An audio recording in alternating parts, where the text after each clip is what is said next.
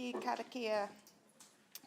Tuia e runga, tuia e raro, tuia e roto, tuia e waho, tuia nā ka mahi o te konehihara ki kirikiri roa, whea ati kikurangi. Hui kai kie. Sorry, I always lose my place there. Right. Okay, so today we have a slot in the diary until 5 o'clock, but I'm hoping that we will be finished before 4 p.m, just looking at the agenda and what we've got to cover. We've got a couple of items to be recommended through to Council, and I do want to leave enough time for the PX agenda. We've got a few things to get through there. Now, I just remind members that there was an issue with the ordering in the pack, but we will be following this normal order. So I'll give you the page number so we can flick between the papers in our pack to try and streamline that. So firstly, we did have an apology for lateness from Mayor Paula, but no longer required, obviously. No other apologies. So I will move that. Actually, we probably don't need to since there's no apologies. Confirmation of the agenda. Are there any changes to that? Councillor Mark? Yes.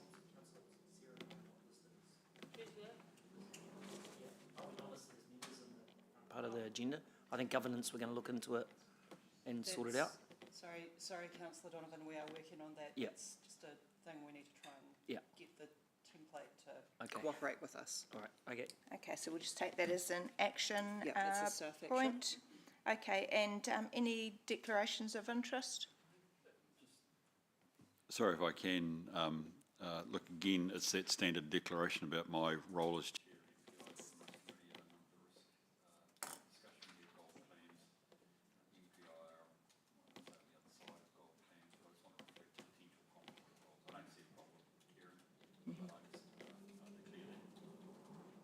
Thank you. And no members of the public wanting to speak, so that brings us to item 5 on page 7 of the pack, and that is confirmation of the Strategic Risk and Assurance Committee minutes from the meeting the 7th of December. Are there any items of accuracy? No. Thank you. All of those in favour? Against? Carried. Thank you. Right, we'll move to the Chief Executive report. That's on page 139. I'll invite Lance to the table. Thank you. Thanks, Madam Chair. I think most of council-elected members are over the top of the 3 subjects which I just put in the report, which are potentially risks, but some of them are opportunities as well. So just a couple of quick points around Future Fit Tranche 2, the restructuring that we're carrying out. That's going well. The consultation period on that for staff closed on Wednesday, yesterday, and the team will now go through and just summarise all that and then carefully consider the feedback from staff. Just for the scale, almost 400 staff got letters and had individual meetings a couple of weeks ago, so it was quite significant. And we continue to support staff during a time when there's some uncertainty for a number of people. I think our communications has been really good with staff, and we can always improve, and we've got feedback mechanisms for that. We'll continue to do that and just be really honest with staff around where we're heading as an organisation. We've made sure we've had resilience training for not only the staff but also the leaders. It's quite tough on the leaders as well moving through this process. I'd just like to thank all of our leaders who have been involved in this process, and also the HR team have been outstanding. They've been working very, very long hours and weekends to make sure that all the material and the process that we're following is really robust. I'd have to say also just the council decision, the proposal and the 10-year plan to consult on some further personnel cuts, if I'm honest, has probably put the organisation on edge, and people asking a lot of questions, and staff are, watching that space and what the feedback we get from the community will be. So that's probably no surprise to elected members. A couple of other things, government reforms. I won't labour that. It's a dynamic space. I'd like to say, yes, there's a whole lot of risks in there when we start talking about fast-track consenting and Three Waters. I think there's a lot more to be learnt from the new government about the direction on a number of these changes in legislation and repealing previous government's legislation. I'd just like to reassure the committee that staff are over the top of this, and I have to say elected members are as well. I think, having been at a conference with some elected members earlier in the week, I think we can be proud that our council is well versed in the space, and we've got some people who are very well connected, not only elected members but staff as well, and we've got our ear to the ground. So I think we've got as much up-to-date information as we can have, and next week there'll be a full discussion with council just about Three Waters and where we're heading on that. There's excuse the pun, there's quite a bit of water to go under the bridge on that one, and some big decisions for all councils around New Zealand to make over the next wee while. Just lastly, the LTP, we're now into the consultation phase. This has been, I have to say, it's been a really good team effort between our governance wing and also staff. And I also think the messaging around the challenges local government have around revenue and butting up against debt to revenue ratios has been well couched and put forward in the media by LG&Z and also individual mayors and chairs of regional councils over the last 3 or 4 months. So I think the message to the community around why we've got into this situation is getting well received. I think probably the challenges we've got is people just accepting, the level of potential rates increases and DC increases as well. But I think we're well geared up. I've been to 3 of the meetings with some of the elected members in the last couple of weeks, the consultation meetings. I think we're having a good conversation with the community. I think we're getting some good feedback. It's been pretty robust. I think we've been very transparent, and I think we will solicit some really good submissions. So I think we're in a good space going forward on the 10-year plan, despite the fact that we're going to have to make some pretty tough decisions as well. So I'll leave it there and happy to answer any questions. Thank you. Any questions from the committee? Haven't got any? No, nothing. You get a flag. Happy Easter.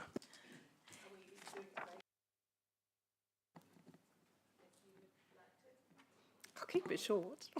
Pardon? I'll keep it short. Yep.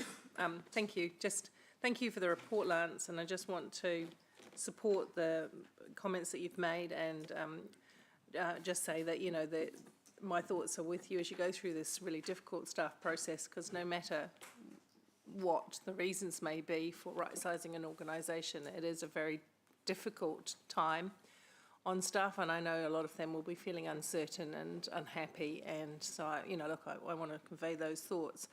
In terms of, you're right, we went to that really very good conference, the Infrastructure Funding and Finance Conference, and I was a panellist there. And what I took away from that is that the financial pressures that New Zealand Inc. are facing are not going to turn the corner very quickly. Interest rates are not even going to move for a while, and inflation will soften, but not for a while either. So we're all in this together in New Zealand Inc. So this comes down to what we were talking a little bit about in the workshop around efficiency and effectiveness, because we've got 2 choices. We don't spend money and we hold back, but then we create a bow wave of future investment that's required, or we look for ways of doing things more cost effectively in partnership with others, which is where the CCOs and those kind of things, those conversations become more critical. And our conversations with government about how we align our intentions for the city against the government's wanted outcomes also, how we can deliver on behalf of the government what they need for New Zealand Inc. through developing Hamilton. So there's a whole lot of, this is not easy times politically, and it's not easy times for staff, but we just got to weather them together, really.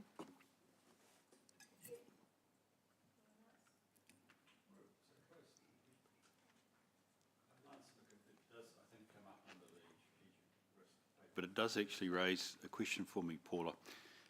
I gain some sense that perhaps Hamilton has not had a lot of engagement with the new government. I say that, I've questioned that as a fact, rather not as a moral judgment. Is that the case, and is that a position that we are, you know, is there a sort of a value behind that statement, or is it just that time will remedy that? Or Blair speak from the staff perspective.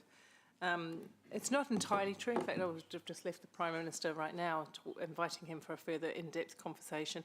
They have been very focused on their first 100 days. And so getting ministers to come out of Wellington into the regions and talk with us has been difficult. But we've got a number of processes underway which they're involved in and they understand very well. And we have in written form been quite clear from day one of them becoming the government what we needed to talk about. We've got a number of them planning visits over the next month, so we think we will see quite a few ministers landing here in Hamilton. They know that Hamilton is a key destination for them. So we're doing what we can, but Lance may be able to talk because I know that the staff are working at an advisory level, and so am I, because I sit on National Council, the Resource Management Act Reform Group, the Transport Reform Group, and I'm the chair of the metro sector. So we're also using those conduits to convey our messages to government as best we can.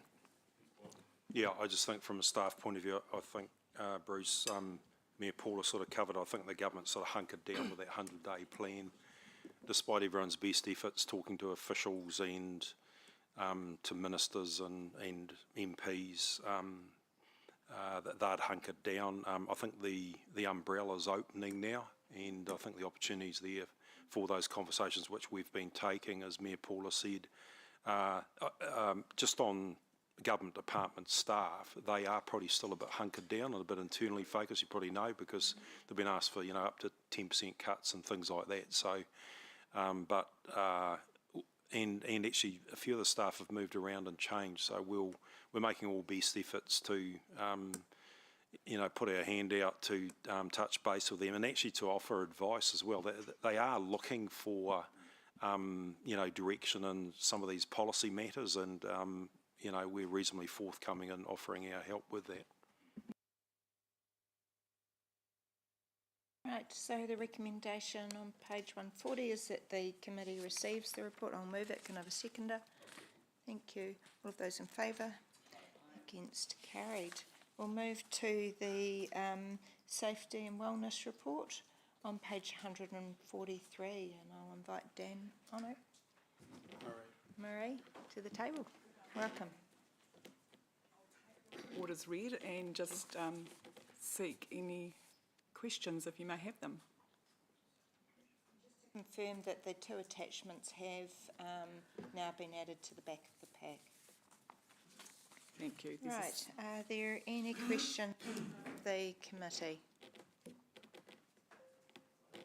Councillor Mark? Hi, Marie. I was reading the report, and it might be in there somewhere, but the note that I'd made to myself to ask was, you did mention one period versus another period, but where I come from in my background, we measure a period, the same period, 12 months previous. Is that what you're referring to in the report? I think it's on page 145. I don't have a copy of the report in front of me, so... It's incidences profiled during this reporting period. Yep. And there were 55 injuries during this period compared to 76 during the previous period. Is that the same period this time last year, or is it? It is the previous 3 months. The previous 3 months, Okay. So we're talking the time frame from the report itself. Okay, all right. So in this 3-month period, we had 55 injuries compared to the previous 3 months in the last report. Okay, and then just for this is probably more for my own clarification, but are the measurements across exactly the same activities, or are these activities different within these periods? Every event can be different. Yep.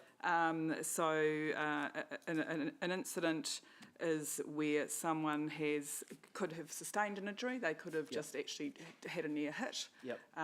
So there are a number of different types of events that can actually contribute to what those injuries might be. Oh, yeah, so I get that, but are they doing the same activities, like is it mowing the lawns or something like that? Not always, no. And what we probably can do going forward is we certainly call those out when we do our monthly reports to ELT. Yeah, I mean, I don't mean to get down in the detail, but it's just... So our whole ethos is to see the trends and see what's happening. Yep. For the 55, there's nothing that particularly stands out at the moment for me that I could give you as an answer that they are, for instance, using the mowers and mowing the lawns. Yeah. Okay, cool. No, that was all I had. I just... However, if that's something going forward that we can add to the report, we certainly can. Thank you. I just note that it's great to see the progress made on the strategy work streams. Will that be refreshed for the year starting the 1st of July, will it?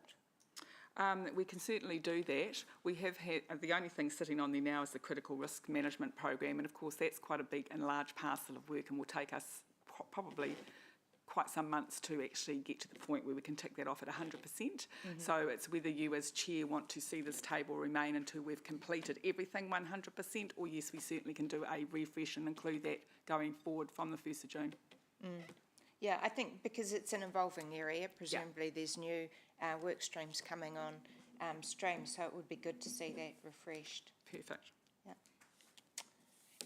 Okay, if there aren't any further questions, the recommendation is that the committee receives the report and recommends that that council receives the report.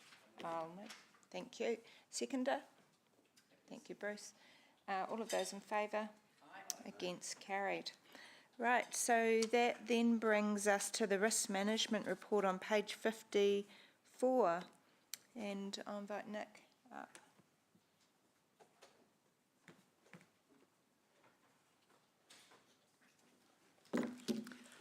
Kia ora, thank you, Madam Chair. Kia ora. The risk management report this quarter provides an update on our 9 strategic and 3 organisational risks, as well as proposing the refreshed risk management policy. In terms of the strategic and organisational risks, there have been no changes to the residual risk ratings, and our risk owners and responsible managers continue to work on mitigating the risks. Where applicable, significant updates have been provided within the report. In regard to the risk management policy, it's had a significant refresh, and while there have been a number of changes to the policy structure and format, the spirit of the policy remains, which is that Hamilton City Council continues to manage its risks appropriately. Our risk owners or their delegates are available for any technical questions. Otherwise, I'm happy to take any questions. Are there any questions from the committee? Mayor Paula? Just in relation to the outlined risks, is there political risk around our strategy? But we don't go into political changes negatively impact strategic direction, that's one. But we don't go into anything around council's reputation at this time, which I would imagine is still a significant risk as it is across local government New Zealand, full stop. Some of these things, Three Waters, the political changes have the ability to undermine our reputation and credibility in the general public, and that creates flow-on issues for us to deal with. And I do think I know it's not a financial risk, but I do think it is a significant risk to council. My colleagues may agree or disagree. Or be silent. If I can, Mayor Paula, in June we'll be bringing a strategic risk review to the workshop, and that's absolutely the opportunity that we can flesh out some of these and either add to our existing lists or review some of our existing ones. If I may just add to that, also we talked a little bit about security and cameras this morning in the workshop, etc. And can't remember, maybe it was Jadine, somebody mentioned it, that the risk to elected members is, you're talking about health and safety before, the risk to elected members is on the increase as well. And I think we should note that because, for example, we're unable to get, I'm going into debate. I think it should be noted. I wouldn't mind a response on that.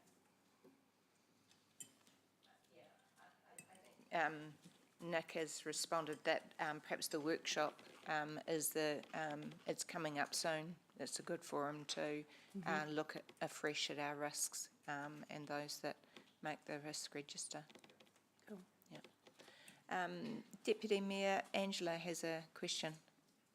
Yeah, Chair, I was just wondering if we're able to do questions on, specific questions on the damage to the wastewater treatment plant outfall pipe. Are you wanting to do that now? It's in this report, so. It is, okay, yep. Myri. Now or in PX? You happy to do that now? I'll just check with the team that they're happy to deal with this in open meeting. Just talking about the clams.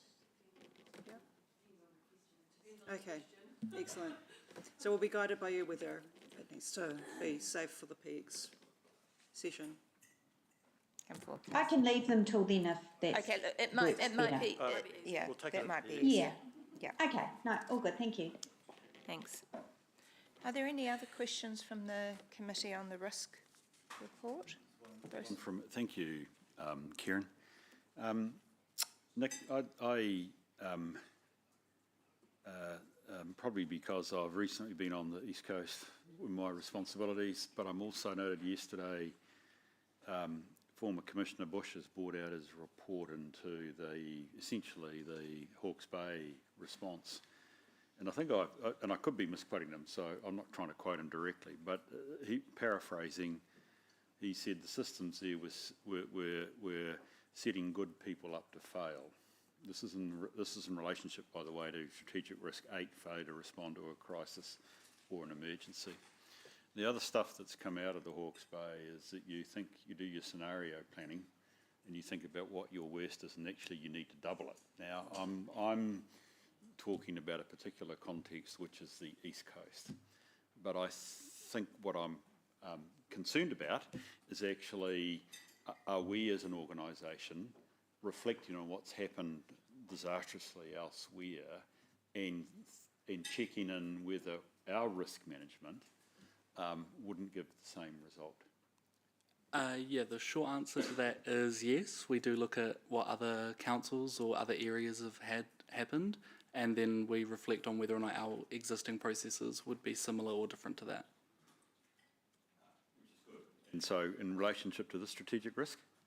For SRA, yes. Okay, good, thank you. That's good confidence I need. My questions leads on from that. I note from the report that the climate change risk assessment proposal is currently unbudgeted. So I just really wanted to drill down into that because I see that as a critical risk for council. Not only is there obviously a cost in conducting that sort of detailed risk work, but there's plenty of opportunity costs in not doing that work, whether it be, reduced future resilience or, poor investment decisions or litigation risk. So I'm just curious to hear just a wee bit more around the work that can be done in the assessing the risks coming out of climate change for council.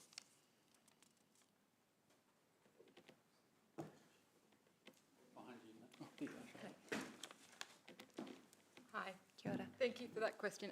So what we're currently doing at the moment is waiting to see whether through the long-term plan that's going to be funded or not. So it's, at the moment, it's a proposal through the consultation under the unfunded target rate for community resilience and extreme weather. Once we can understand whether we're going to get the funding, if we have the full amount, we'll go ahead with the proposal that we've got on the table around looking at it in real detail. If we don't, we'll look at the budget that we've got and try and understand how we can prioritise those risks. And also yesterday I was talking with Tracy about understanding also what's happening potentially with the KPMG internal audit work as well. And so what can we sort of use other opportunities and other budgets to make sure we can understand the priority risks as well. Thank you. And also I was just keen to drill down a little more into the security, the site security assessment recommendations, and so there are still some that, some high recommendations that haven't been implemented, some that have been deprioritised, and some that may not be funded. Could you just talk us through what's left to do and where are the most crucial risk areas? Yeah, so the 8 kind of site-specific, high priority, not started recommendations, several of them are actually process-related, and so I think I noted in the report that they can be easily implemented.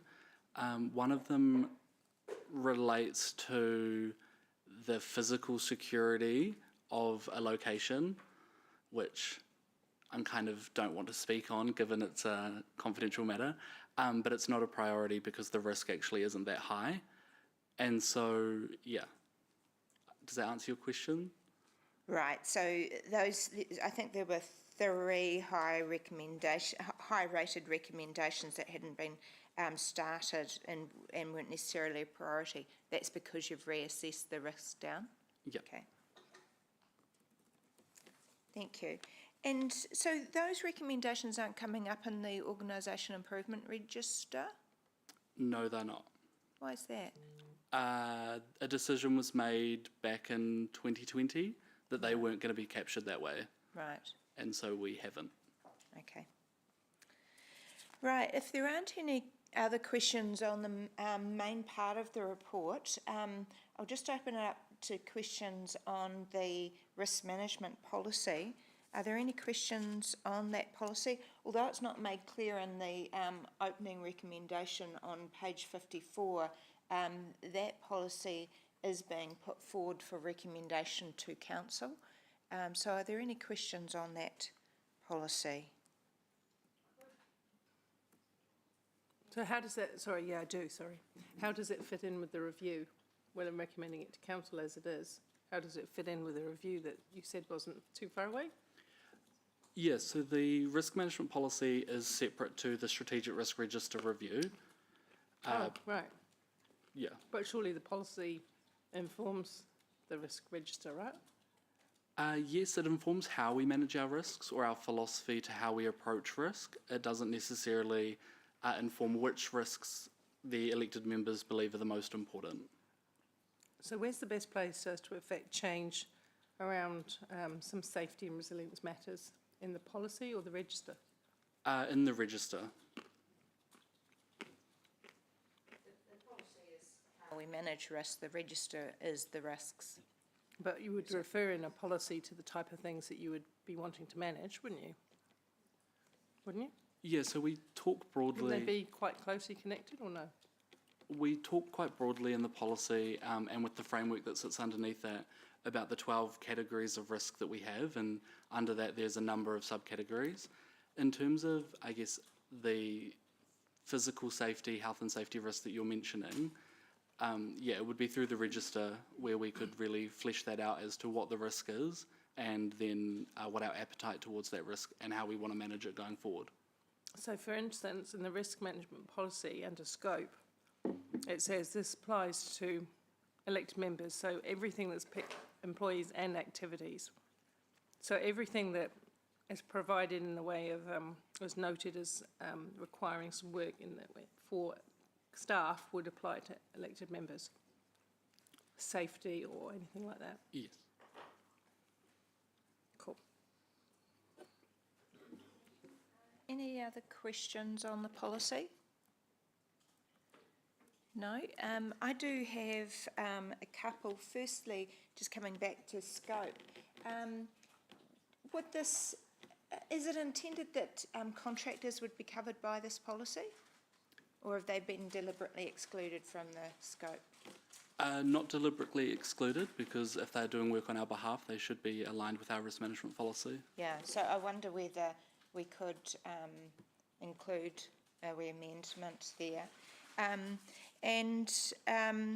My only other point was, We're evolving the way that we manage risk within the organisation, and since the last workshop that we did on risk, we've moved the way we manage risk appetite and risk connectivity. We're maturing the way that we look at those, and so I wonder whether it would be, whether now is the time or perhaps the next review, whether it would be useful for, to have some external review of this from our partners to, see if it's still fit for purpose and whether it in fact reflects the way that we manage risk now. Have you considered that? We didn't consider it, but it's something that we can look at. I wonder how the committee feels about that, whether it needs to be reviewed this time round or whether we leave it and let risk evolve a wee bit further and then put it to external review next review. We can incorporate some sort of review in our internal audit program to compare exactly the risk policy and its effectiveness, and that would help us get an external view. So Or perhaps part we of could accept the risk policy as it is because it is an update and improved document, but in terms of its effectiveness across council, we could include an internal audit piece of work to review how is that risk policy being adopted and used throughout council, and that could inform some improvements. Or perhaps in the lead up to the risk workshop. Sure. Council, because you're asking for it approved to go to council, that's the first time that councillors will have, isn't it? Will have seen it or contemplated it? Well, they've seen it in the past. Yeah, this is an update. Yeah. No, the changes and things. The changes, yeah. Can I ask another question? Just in looking at the policy I'm looking at track changes, so I'm on page 101. And when you refer to what risk management is, and then you go on about effective risk management, key services, disruption, financial, public harm, there again, it's not explicit in my view about public harm. Does that include the elected members and the staff of the organisation, or is it harm to the public as a matter of the services that we do? Yeah, I'm just saying, that it doesn't appear to be there, should it? Should it be more explicit that it also... Yeah, we can look at reviewing that wording. Really, that was just there to provide some high-level examples of the types of risks we're managing, but I can definitely look at being more explicit in that section. I think though that if we're more explicit, then we're at risk of excluding things. So having that there is a good catch-all. Well, where does it catch? Where does it catch staff and EMs? In the public harm bit? Is that Well, the what- policy is there to inform and guide staff in the way they assess risk in every circumstance, right? So by using the policy, I might hold a different view on that, but yeah. I hear your answer. Thank you. Okay, so are there any other questions on the policy? I just was trying to answer, I was thinking of an answer to your question about external review. I'm just wondering whether this is not the sort of thing that wouldn't be valued to flick in front of our internal auditor KPMG. I know they're internal auditors, but I mean, they've got experience in advising external risk committees. Now, I'm not talking about an in-depth review about its effectiveness, but actually the face check. I was wondering whether that was, shall we say, an immediate compromise, if that's the right word around your suggestion. Is there a room for an external look here? I think that would be valuable and worth it if we had the time to do that before it went to council. The question is when would that be done? Is the committee happy to recommend the policy through to council in the meantime and then perhaps either incorporate it within the workshop budget or the internal audit budget? Or leave it until the next review period. My point was going to be over. We need to get an understanding of the magnitude and the cost before we start making any decisions, I feel. Okay. Can I just be hopefully helpful by saying that the update of the policy is a helpful update, but no significant changes have been made, and the policy in the past has been reviewed externally by PwC. So I don't think we're at risk of huge gaps. So Yeah.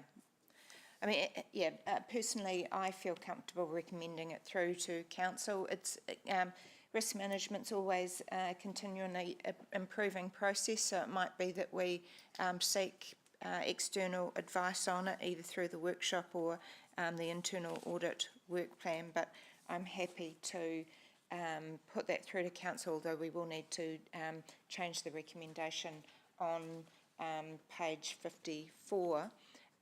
The only exception to that is just updating the scope to include contractors.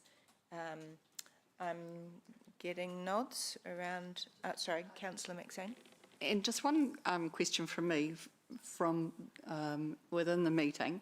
The role of this committee within that policy isn't explicit, and wonder, is there a way to be able to capture that as well? You know, we talk about HCC staff and we talk about the governance, but we don't talk about this committee, and that, I think that's quite pertinent.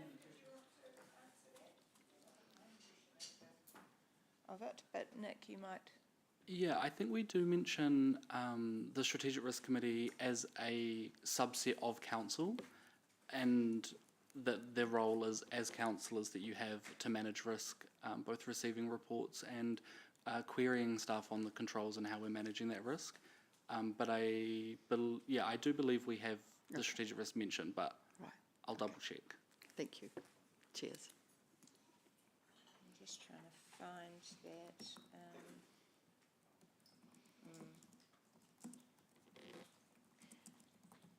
Okay. Can we put the new recommendation?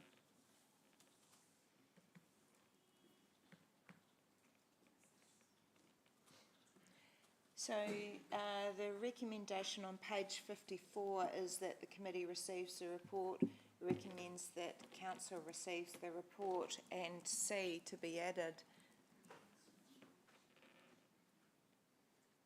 I'm just trying to share that. Yep.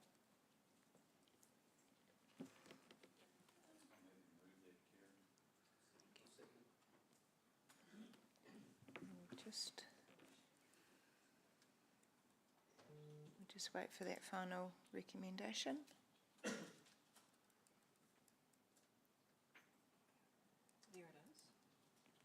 it is. Okay, C is that the review should, that's not starting off as I would anticipate it, and that's very wordy. I was anticipating that No, sorry, That's the wrong one. That's the wrong one. She's in the wrong report.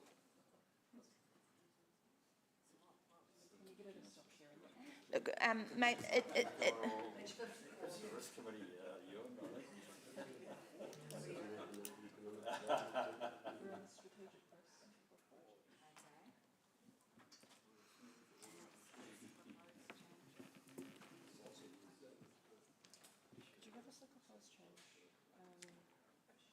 so the proposed change would be that the committee recommends the risk management policy to council for approval or adoption, subject to contractors being added to the scope.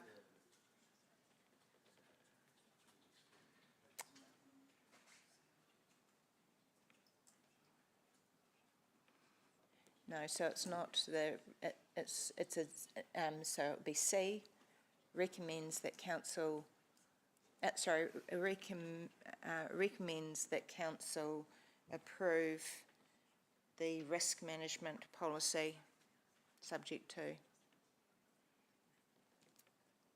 contractors being included within the scope.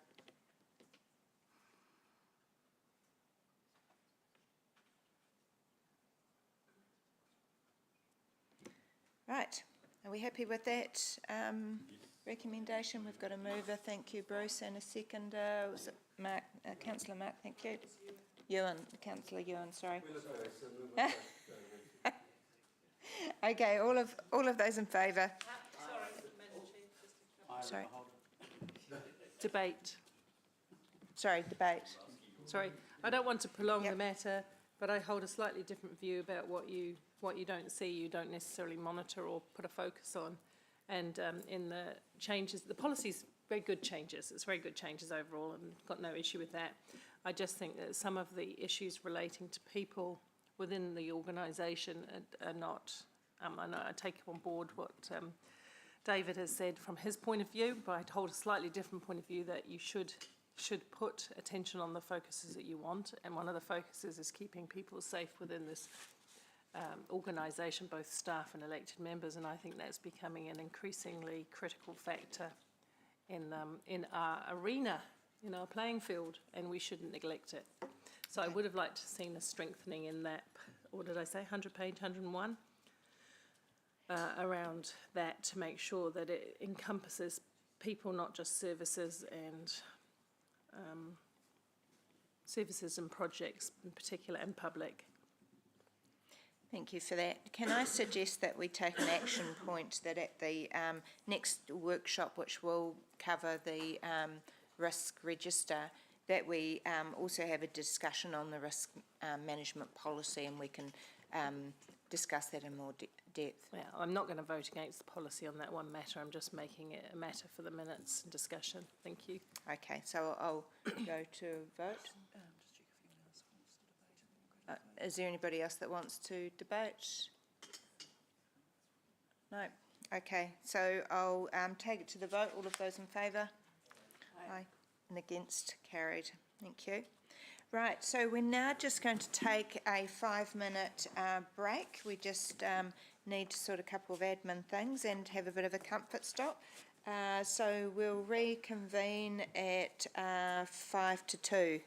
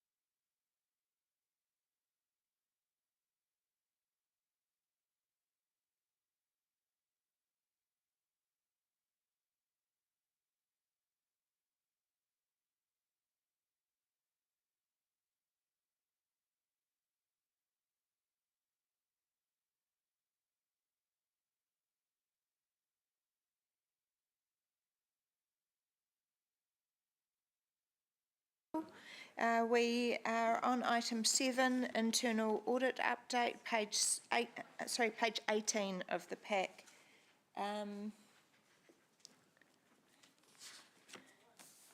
Tracy, would you like to take us through the highlights of your paper? It's always in here. I'm a bit stuck. Okay, thank you. Thanks, Chair Kieran. So today I've got the internal audit team, KPMG, with me looking at a couple of pieces. One is the draft audit plan that the team have put together. So we bought this last time. We've done quite a bit of work with ELT and asked for some feedback from yourselves as a committee to be able to put in place what we think is appropriate over the next 3 years. And then just a bit of an update on one particular audit that the team is doing at the moment, which is the procurement maturity assessment. So that has started. The team have just got about 3/4 of the way through their report, and we'll be able to bring that finalised to the next committee. So with that, we're more than happy to take any questions. Okay, I'll open it up for questions. Just before I open it up for questions, can I just clarify one point on page 19? The summary table there includes development contributions review in both 25 and 26, although the KPMG's report has it only in, I think it was 26. I just wanted to confirm that that's one review rather than two. Yes, it is. Yeah, 25. 25. Yeah, so it shouldn't, sorry, it shouldn't be on the 26. Okay, But thank you. Right, do we have any questions from the committee? G'day, Vanita, how are you? Welcome to the meeting. It's great to see you. Look, I'm going to ask a 101 question, which I should know the answer to, or rather it is capable of a couple of things. In terms of developing the approach to the internal audit, so I'm looking at, obviously the agenda pages might have moved around, but 24 of 148, it's your page 4 of your report on the program.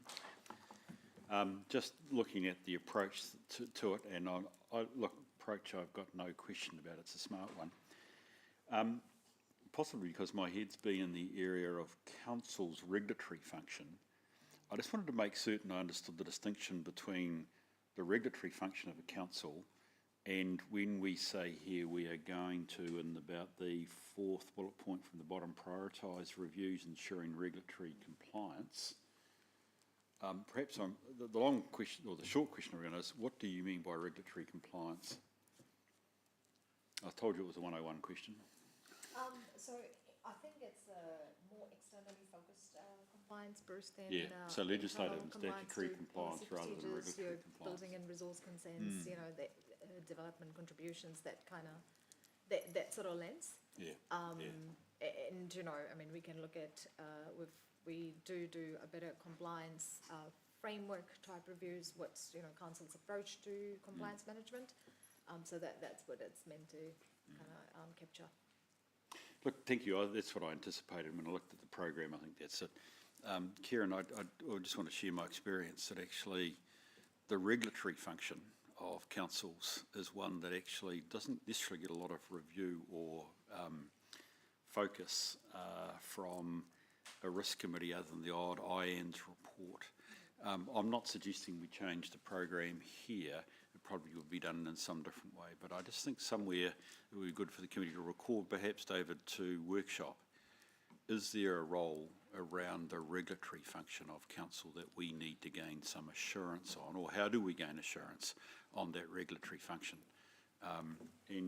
Kieran, there's a couple of matters in other risk committees where we have come foul of the Environment Court and other issues which have reflected we perhaps haven't had our eye on the regulatory function.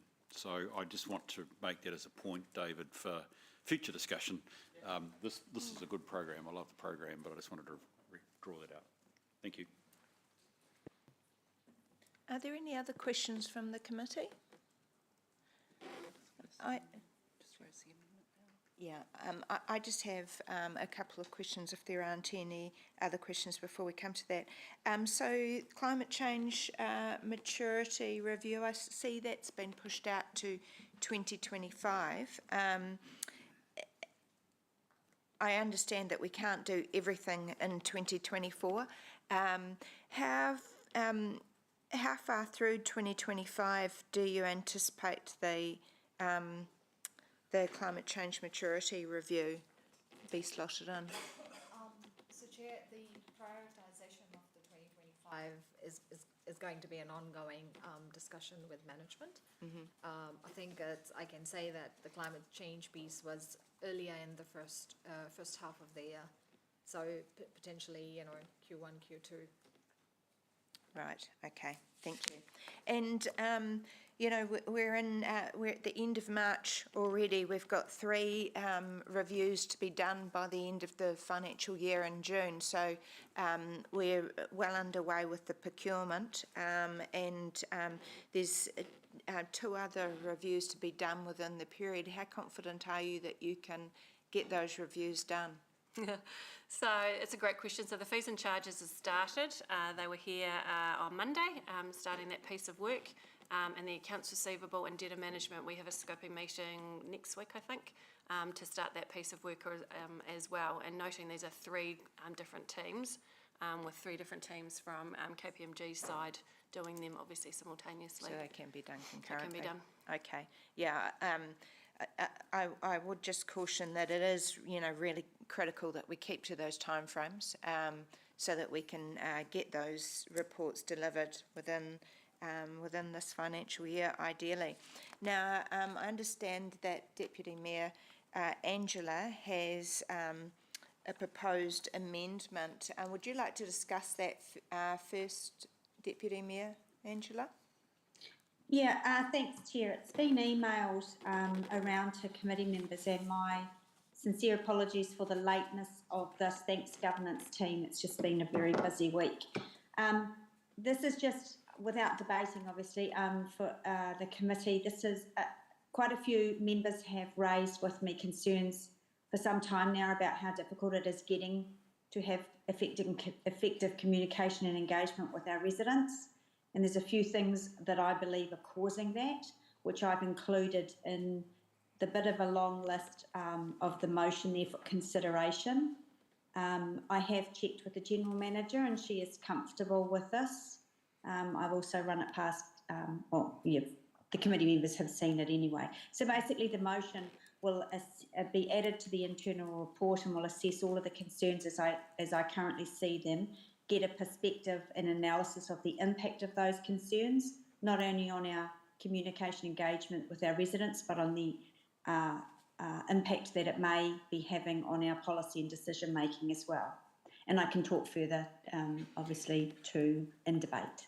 Okay, can I just clarify before we go into debate, and I see Councillor Thompson-Scott a virtual hand up there. Can I just clarify? Presumably, this would need to be within the existing budget envelope. So, are you proposing that we bump one of these 3 off, or look for funding, extra funding? Well, so I guess I had a question around that, because the report does say that things can be included in the internal audit with conversation with SLT and the committee. So I guess I'd take, over the 3-year plan, I guess I would take some guidance about how that would happen. Can I just clarify, are you anticipating that would be within the year ended June 24 or into the 25 period? Well, I mean, ideally, it would be ideally in the first year into the 24 period, which I guess would mean something would be bumped off. But I would need to perhaps take advice on that. And given that there's been some work already done on those 3 audits to varying degrees, I guess, can I just drill down into the urgency of this? Should it be done in the next 3 months, or can it wait until after June? I think it could wait till after June. I do see it as critical, but it could wait till after June if we're already, you know, well down the way of those first three anyway. So it can wait till our new financial year. Okay. Tracy or Bettina, is there anything you would like to add to that? Yeah, so to your point, Chair, Kieran, that would mean that something would have to drop off. We already have 5 pieces of work in for 25. So one, I certainly don't have a budget to do anything more. So unless elected members want to give me some more budget, that'd be great. So the only other option then is to drop something off, and that would have to be obviously at this committee's choice on which one of those pieces of work you would then drop off onto 26. And then probably look at 26, and there'd probably have to be something that would drop off from that as well. So, But if this is to be put into the list of reviews for 25, the plan is reviewed again next year. Is that correct? And so that final decision would be made, well, ideally it would be made actually at our next meeting in anticipation for the year ended 25. yes, if that's what that's not normal, but yes, we absolutely could do that. Yep. Could I suggest we review it and then bring it back to the next meeting? So the plan for 25 and 26, Review. If that's what, you know, if the committee's going to vote this way, then that just might be a prudent way to go. Okay, and when you say that's not normal, we review the plan each year. Not necessarily. We normally are just reviewing the timing of all of them. So they all, over the 3 years, what we've agreed and the process that we've just been through over the last sort of 6 months with ELT and this committee has agreed the program of work for 3 years. What we have done is shuffled potentially between different quarters, or maybe from 1 year to another if we haven't been able to do it. But the actual original 3-year work program has never changed. Okay.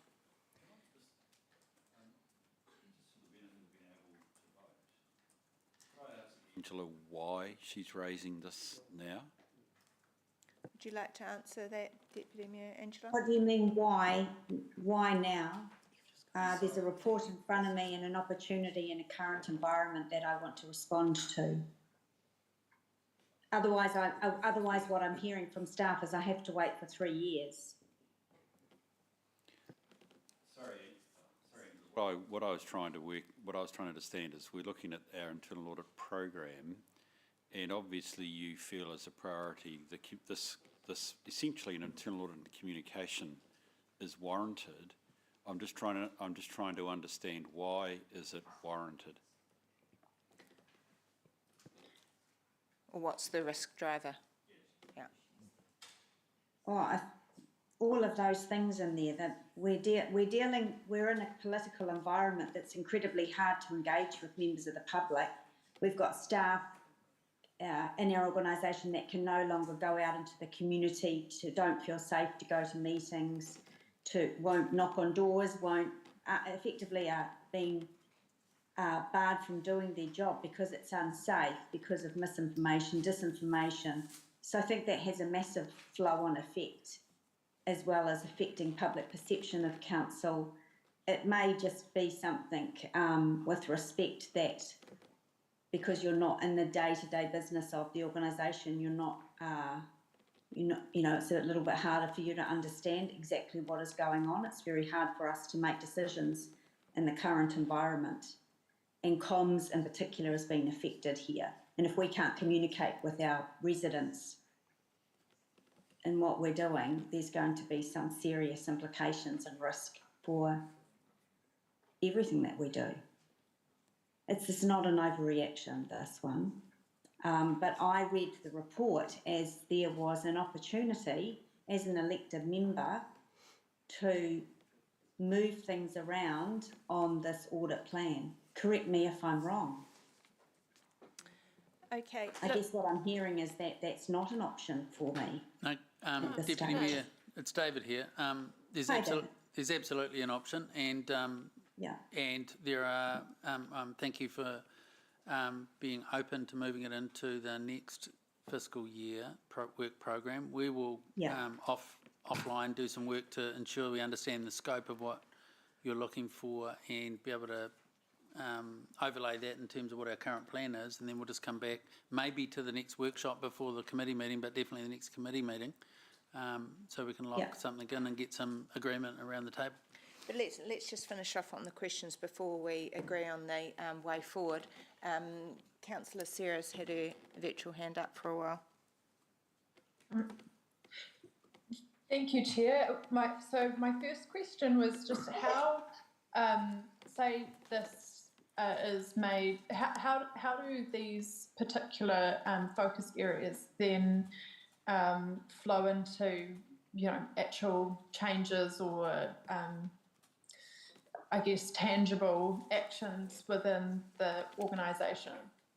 Thank you, Councillor Sarah. So each of these pieces of work, you get a report that comes back to this committee, which outlines what KPMG have found and what their recommendations are, and then as staff we will make note of what we're going to do with those recommendations. That then goes on to the Organisation Improvement Register, which is my next report. So we hold all of those recommendations in that register. I then bring that once a year in full to this committee, and every other meeting I bring you the high risk piece recommendations as well. Okay, and so Tracy, in terms of this, the motion that the Deputy Mayor has put up and myself we're putting up in terms of communication, I guess we'd expect there'd be some specific actions which then we'd be able to follow and or understand once the work is done. Yes, that's correct. Yeah. Okay, thank you. And in terms of the scope of this, I guess there might be a bit more conversation and work around refining that scope. So is the thinking that we do that refining, say, at a workshop to give the opportunity for staff and KPMG to fully understand the various concerns and issues that we're wanting to address with this? Yes, that's right. So with each of these pieces of work, we have what we call a scoping meeting, where KPMG and staff obviously sit around and decide in quite specific detail what it is exactly that we want that piece of work to be. Okay. But just in terms of, I guess, I'm keen to ensure that as we do further work on the scope of this particular one that's been put up as part of the motion, that there's some further elected member involvement just in, ensuring there's good clarity around what we're looking for. Yes, that's fine. We can do that. Yeah. Okay, cool. Thank you, Tracy. Cheers. Deputy Mayor Angela, is that a fresh hand or an old one that hasn't come? It's a fresh hand. Great. Just clarifying again, I think I heard two different answers. I'm on page 23 of the diligent agenda, which is where I saw it, where it says review and approval, and that the internal audit will be reviewed on an annual basis to ensure it remains relevant. And it also says there that the plan has a degree of flexibility to be able to respond to emerging risks, and this is an emerging risk. So was that? And that's my understanding of historic practice as well. I thought that's right. Yeah. Okay, thank you. Yeah. So are there any other questions on this matter before I attempt to summarise and then suggest the way forward? Are we done with questions? So what I'm hearing is that this review could be done in the 2025 year. So what I propose is that we could perhaps go to approving the 2024 plan. That would give staff time to go away, engage with Deputy Mayor Angela and other elected members on the scope of this proposed new review. We could then, at the June SHRAC meeting, we could then deliberate on the 25 and 26 portion of the plan. Given that all of the committee haven't had a chance to assess this item prior to today, I'd suggest that that's a pragmatic way forward. Would you agree with that, Deputy Mayor Angela? Yeah, yes, I guess so. And then we can fully consider it and debate it at the next meeting. Well, no, but the motion is going up today. Okay. So you want to proceed with the motion? I do, yeah. Okay.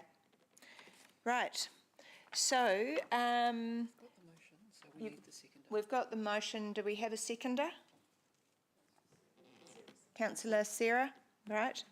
Was there the need to clarify the date in the motion at all? Where's the motion? There we go. Yes, we can add in the 2024-25 year. Yeah. As part of the 2024-25 internal plan. Okay. Right, so we'll go to debate now. Over to you, Deputy Mayor Angela. Yeah, thank you. I do, oops, sorry, my notes are just frozen on me. I do think it's quite clear with elected members the issues that I'm raising here. And this is the reason why I think we need to, I feel that this work is urgent. It's not easy right now to communicate with members of the public. For a variety of reasons, and this has been, I think, basically getting worse. I believe it is fairly urgent, although I am happy to compromise and wait till 2025. And this is a process that's available to elected members to put motions forward, so that's what I'm doing. The current environment is unlike anything we have seen before, and we would have to have been living under a rock to realise that this is not having and see that this is not having a tangible effect on how the organisation is run and how the political members around the council table are able to make decisions. It is having an impact. And one of the most critical risks we have is getting communication right or wrong, particularly in the kind of political environment that we're in. The audits, as far as I'm aware, the internal audit processes are for elected members as well as for the organisation to look at gap analysis and to improve things. So that's why I've put this up. I think that our service delivery and our transparency and our decision making are at risk, and our comms strategy and plans are understood by the elected wing. And I'm hoping that this piece of work will help give us more insight and better ways forward to managing this risk. Thank you.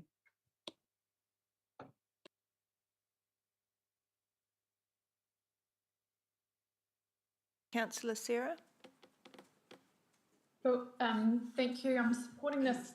I think there are, just off the top of my head, a number of issues that are becoming worse. At the moment, we've got a lot of very proactive people pushing misinformation, but we also have a lot of people online who are being unpleasant or abusive or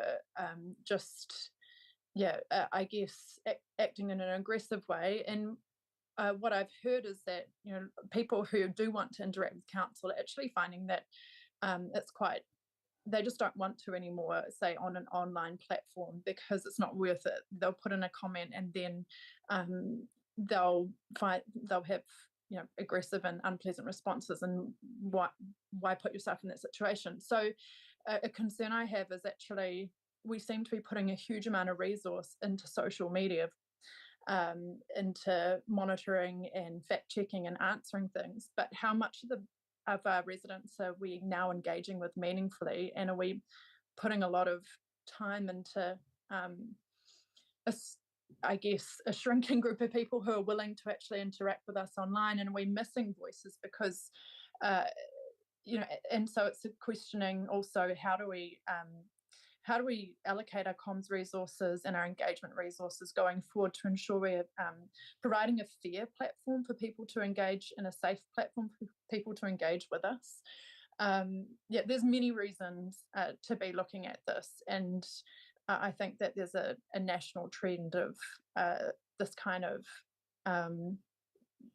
issue just worsening. So the sooner that we can also get onto it, the better. I mean, communicating and hearing feedback from our community is key to what we do. It's part of localism. It's part of being a local council, and so absolutely we need to prioritise that. Thanks. Thank you. Councillor Donovan. Thanks, Chair Kieran. I'm probably going to sound a little bit confused because I am, and it may come out as possibly not being able to articulate myself quite well, but the motion was reasonably new to me, so I'm still trying to get my head in the picture here, and maybe I was left off the list inadvertently. But isn't communication is often a result of telling a story about what it is you're trying to sell or message you're trying to deliver to people, and often what I've seen, and I've heard in this chamber before, I think it was my good friend Councillor Ewan may have mentioned it, sometimes communication can be, the message can get lost because the actual product's broken. And I think that what we've had in the past is some of that. I'm not saying that our communication is perfect, but I believe as part of a communication strategy, there is room for improvement around the messaging that we deliver to the public. Yes, there is a faction out there who are notoriously loud and want to be heard, and they use social media for all of the reasons that make sense to them. But there's also a huge proportion of people out there that don't, and they're generally pretty happy. So, in my opinion, that is. So, look, as I said, I'm not quite sure I've articulated myself quite well, but it's because I'm just a little bit confused as to the real sentiment of why we need this now. So I'd probably tend more towards deferring it to a later stage. I don't disagree with Deputy Mayor Angela. I think that she raises some good points, and so does Councillor Sarah. I just not quite sure it's right now. Thank you. Wilson. Yeah, thanks, Madam Chair. I intend to support my colleague, the Deputy Mayor, on this issue. I understand Councillor Donovan's confusion whether or not this particular committee and the process is perfectly suited, and we could get bogged down on those finer nuances. But I think at the heart of it is, Council has passionately pursued a desire to engage broadly with the community. It's chosen to go into new areas such as social media to trigger that engagement. We've discovered that although it has some wonderful benefit, it has a number of negatives, and that is it is easy to disseminate misleading information. And that, unfortunately, is beginning to help feed the narratives of individuals who can be, if we're being kind, just misguided. If we're being less kind, can end up with elected members feeling very threatened in public meetings. The point is, it's an opportunity for us to get a bit of a review of what are we doing. Are we executing the communication strategy correctly? Do we have the appropriate response to misinformation? It may say that in light of everything, actually, we should do less through certain channels, right? And as such, that's probably not a bad process review. So I certainly understand the Deputy Mayor's strategy, and I intend to support it. Bruce. Thank you, Kieran. Look, similarly, I will support this as well. I'm wondering whether and it partly comes back to your point, Mark, about why, and I don't doubt the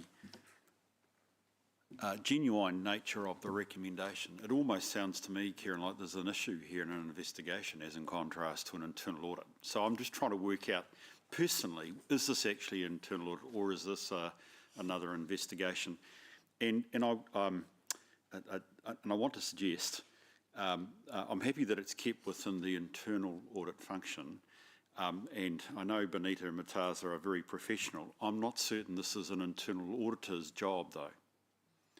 This sounds to me like it needs a particular subject matter expertise. And look, I'll leave it open to Benita and Mataza as to whether that's the skill base of a, can I say, traditional based audit. This strikes me as needing a particular skill, probably in strategic communications, which, if it was done in the right way, I get Ewan's perspective, and indeed Angela and Sarah's view, this would be valuable in the current environment to have. So I'll support it on that basis. Also going to support it with the adjustment to the date that has been made. I take on board what the staff said around resourcing. We can't do all things at once, so we just need to be mindful of the fact that that might divert some resources to from something else. We need a conversation about that. I supported Angela in some comments she made recently, or some feedback to staff she made recently about not using social media feedback as formal LTP submissions for all the reason that she's outlined, because you're not hearing from the widest stakeholder community, and we do tend to hear more from the aggrieved than those that are content or happy with the business that we do, so you do get a skew. I recall when City News went, when we had a big debate because the new world was all going to be digital, right, and we're going to reach every person digitally. Martin Gallagher will be like smiling to hear me say this because he fought to keep it. I do now wonder whether we are missing out parts of our community in our feedback, and that, you know, there are not everybody for lots of reasons, partly because it's a little bit nasty at times, partly because it's time thirsty. You know, social media isn't for everyone. It isn't the way we're going to communicate complex issues either, because you can't do that in a short post on Facebook or even on LinkedIn to some extent. We have already given feedback on this. I'm not like taking on board what Bruce says around where's the place to review it. I think it definitely needs reviewing. I'm not sure coming up, no disrespect, Angela, coming up kind of, as you apologise for being so busy, late and not having that ability to digest it, but I support the sentiment. We are not getting the broadest reach of our community across issues. It does suck up a lot of time and resource from staff who could be doing better things than responding to a myriad of nasty social media or misinformed social media commentary. And I think the new future is coming. There are new ways to communicate right now that we didn't think of when we got rid of the City News, and we should be exploring them. Thank you. Any others wish to debate? Yeah, okay. I would tend not to support the motion, not because it's not an important issue, it's just that I haven't had sufficient time to digest it, and I agree with your comments, Bruce, that I wonder whether this is the best way, the best forum, whether it's actually an internal review or an investigation by a specialist would be more effective on what is a really important issue. So I'll hand back to you, Deputy Mayor Angela, for you have nothing further? Okay, so, sorry, can you remind me what's next? So we vote on the amendment. You probably Right, won't have a yeah. show of hands on this one. Yep, so we'll go to voting on the amendment. Can everyone see that? I can see it on my screen, but not everyone. Yep. Okay. So we've all had access and time to read the amendment. I'll go to the vote with a show of hands. Those. Oops, sorry, Chair. I can see the motion on the screen. I can't see an amendment, so I'm just trying to clarify what is the amendment. The amendment was, yeah, that is. the motion. Okay. Yep. All right. So, okay. Thank you. Chair, just a note, I joined the meeting a couple of minutes ago, so I won't be voting on this. Okay, thank you. Okay, all of those in favour, raise your hand. Got that? All of those against? The motion is carried. Right, so we will then move to the recommendation. Is it the recommend? No, that's it. No. That's it, the amendments, sorry. No, but we need to then go to the vote. Yeah, so it becomes Yeah. a substantive motion. So I'll then move to the substantive motion. All of those in favour? Sorry, do I need to get we can use the same mover and seconder. All of those in I favour? thought there was just one motion. I'm so sorry, it's a bit hard following on Zoom. Mish, do you want to just explain the process? Sorry, what we had up on screen should have had amendment in front of it, Councillor Thompson. We've just got one of our team working off-site at the moment, handling the amendments, Thank you. just for clarity. Right, are we ready to go to the vote? A show of hands, those in favour? And those against? The Okay. motion is carried. Move on to the next item. Right, the next item is the organisational improvement report on page 124.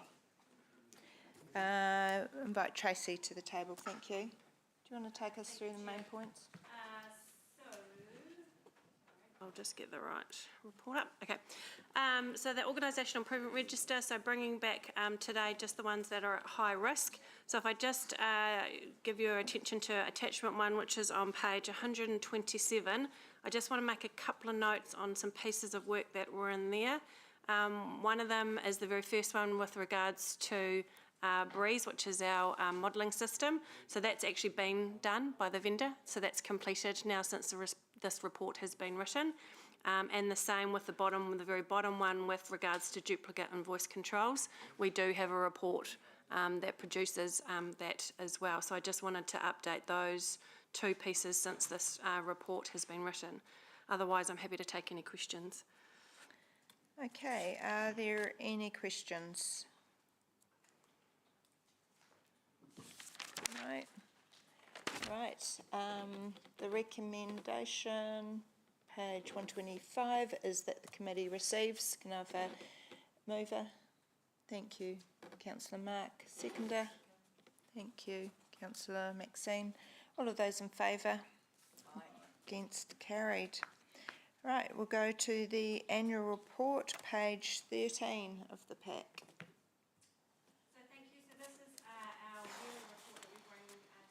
This committee before we start the annual report process. So this is specifically to do with our internal staff planning, audit planning, and it also brings some specific accounting assumptions that we have to make.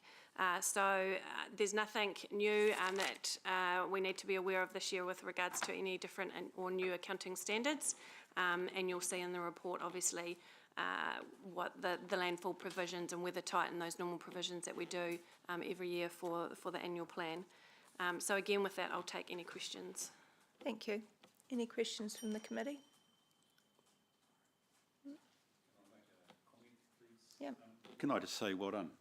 This is tremendous to see this have gone through it, Tracy, and I agree that there's probably little to say here than I'm encouraged that in terms of the annual report, you've already gone through this process, particularly the fair valuations, which could otherwise trip us up, as well as also the areas of the estimates and what have you. So look, well done.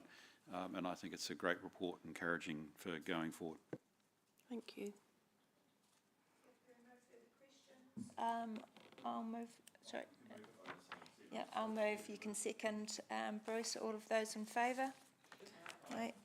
Against? Carried. Audit New Zealand update. Welcome, Clarence and Nordea. So this is now page 36. Okay, so thank you. This report, there's two parts to this report. So the first part is with regards to the audit of the long-term plan, and then the second part is the planning that Audit New Zealand have done for our annual report as well. So I'll hand over to Nordia to talk to you about those two pieces of work. Thank you, Tracy, Madam Chair. The first part is about the LTP audit. I think that government gives the options to councils not to adopt a CD, which Hamilton City, not to audit, as to audit the CD, but to adopt the CD. So our audit engagement letter referred to that, and means that we haven't done the underlying work to support the CD. We don't express an audit opinion on the CD that was issued. We will continue our work for the underlying information for the long-term plan. We started our work, we've done as far as we can, and we sought to come in May and June to complete that part of the audit work. Subsequent to the audit engagement letter, the time frames there, Council requested us to adopt the LTP a week later, and we've aligned our resourcing accordingly. We've accommodated that, so all the dates that they refer to there, that we will provide clearance and the adoption, everything will just shift out with a week. So from the 20, we will start the final CD audit on the 6th of May. We'll be on site for 2 weeks, and then from the 27th of May, not the 22nd as indicated in the paper yet, that's when the proposed LTP will be provided to us, and we'll start our final audit review on the 3rd of June. I just want to maybe clarify in our audit engagement letter on your page 40, we just make it clear there in paragraph 1 that given that Council has elected to have its consultation document audited, not to have it not audited, we will not be able. We are not providing an audit assurance opinion. Therefore, there is no audit opinion issued that will cover the CD. But it doesn't take Council's responsibility away to ensure that they comply to Section 93B of the Local Government Act. It's basically that the CD provided the effective purpose.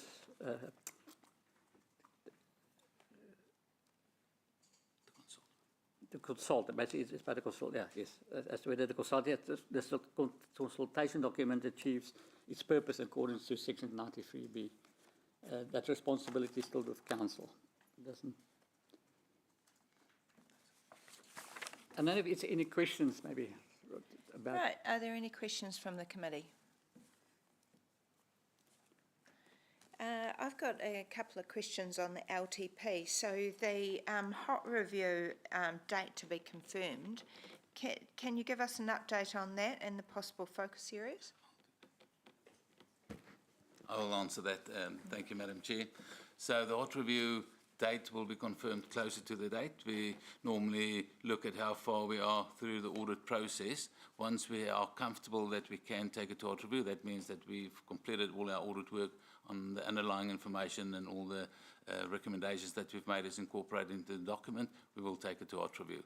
So normally we try to leave at least 10 days between the hot review and the final adoption. At times it's not exactly 10 days. So that's just the indication of where we're planning to have the date.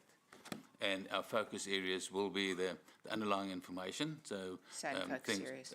Exactly the same that you would normally do for the consultation document, except the purpose of the opinion that we will express is more around not the consulting part of it, but more the reporting back on going forward. So we'll be focusing on that part of the leg of the opinions. Okay. And a recent OAD presentation I attended, there was a key message coming out of that was that this LTP is a really good opportunity to assess or review the KPIs within the SSP, a Statement of Service Performance, and whether they're, practical, auditable and what have you, but also, do they enable the reader to assess achievement of the objective? So, Tracy Clarence, could you let me know whether, you know, what work's gone into assessing the reasonable and the appropriateness of those KPIs? Do you want to answer? Should I? Thank you, Madam Chair. So we've got as you're aware that there was a new accounting standard, PBRS 48, that was implemented in last year.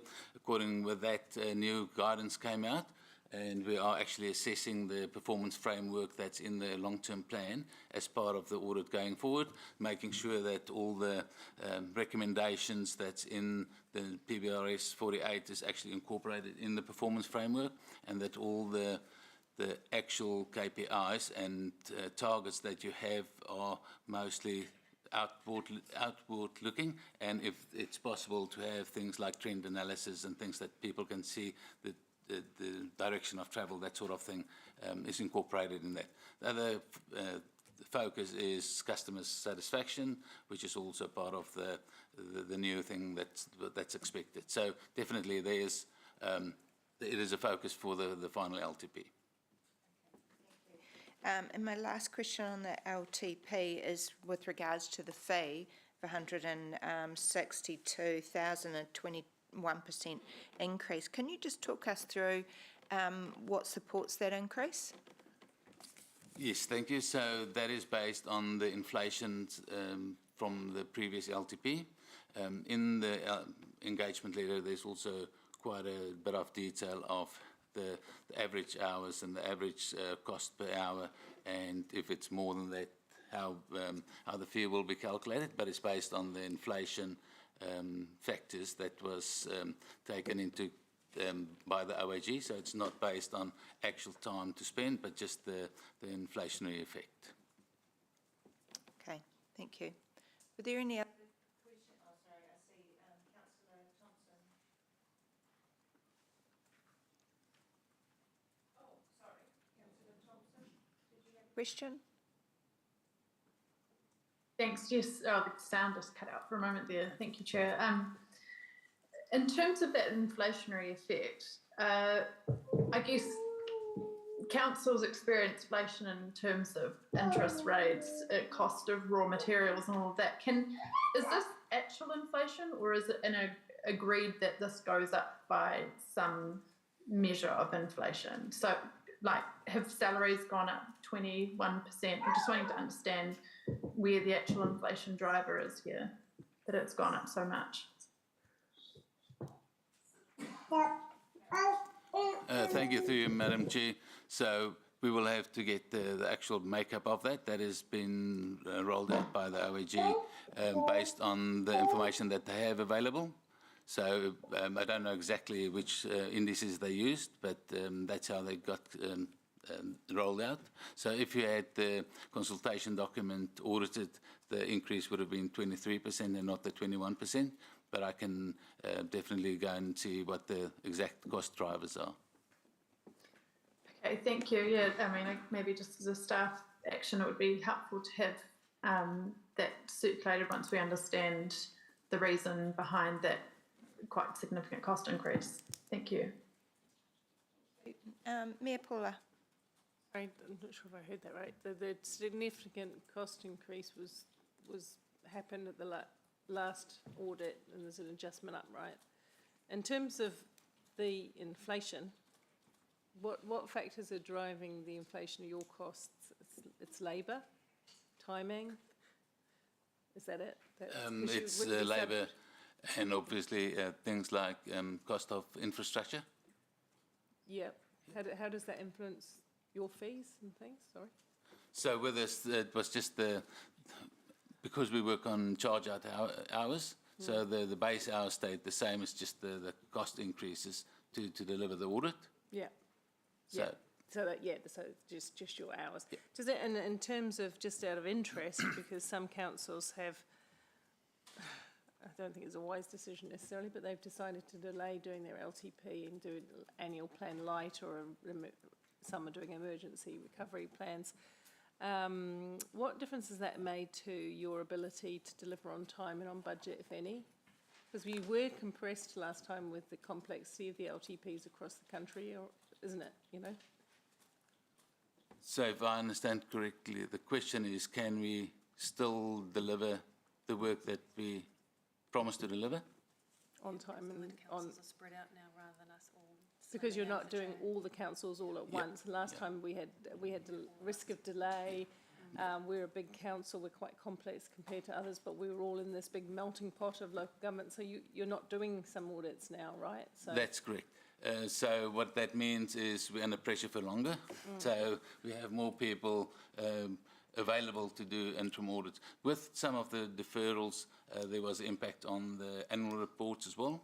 So instead of doing the annual report, we'll be doing the annual report in November, December. So there's, yes, we have enough people to do that. For the 12-month changes, obviously that will have an impact on next year's council audits, but we have enough resourcing currently to do that. Thank you. And I was just interested really just in terms of what that does to the whole arena for local government. The other thing is that you work with our staff sort of cooperatively from the beginning to the end, don't you? So that irons out a lot of wrinkles early and with it makes it more cost effective in your view to do it that way? Through you, Madam Chair, definitely. The better we have, the better work relationship you have with the finance team and management, definitely the better outcome we have for everybody. Thank you. Thank you. Plan being presented at the next meeting and the interim audit starting early May. Oh, sorry, yes? In your letter, you state that there were some inefficiencies, both on your part and on council. Have you had the opportunity to identify what they might be and to work with us to iron out exactly what they are and overcome them for this audit? 100%. Yes, we had our first catch-up with management where we actually discussed the way forward and where they can improve, where we can improve. We're very cognizant of the areas where we can do better. And again, we are working very closely with the finance team and the rest of management, SSPs as well, of how to have less inefficiencies. And a good example last year was to have the access to the systems and having the team on site, things like that, already definitely smoothed out the process. But there's always room for improvement. And I understand also that there are some staff who have been working in both sites, and we can have the benefit of that joined up knowledge. Yes, that's right. Yes, Thank maybe I you. can add to that perspective. When during lockdown, COVID, we had staff turnover and we couldn't get new staff. Last year we got a new staff and those staff has been with us for the last year. So at least from a continuity perspective, this year that will also go better. I think we will have far better continuity this year from an audit team from previous years. Thank you. Further questions, we'll move to the recommendation that the committee receives the report. Can I have a mover?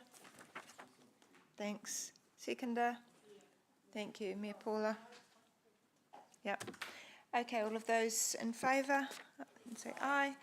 Against? Carried. Right, thank you. We'll move to item 12, which is on page 128, and that is the council and committee schedule of reports, page 1. Yep, and I'll second. All of those in favour? Against? Carried. Thank you. Compliance report, item 10 on page 115. Mish, did you want to take us through any high points in that?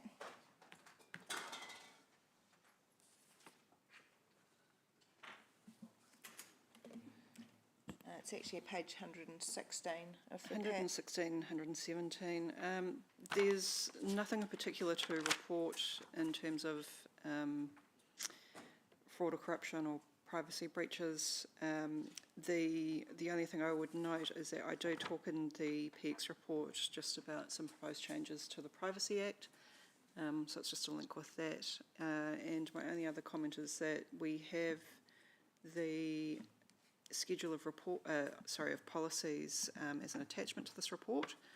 At the moment, it's looking pretty good. There's not a lot of red in there, but you can see that there's a fairly large amount of work going on, and I'm otherwise happy to take questions. Okay. Mayor Paula? Ask it, can any of, because given the workload in this organisation, and we've just added one,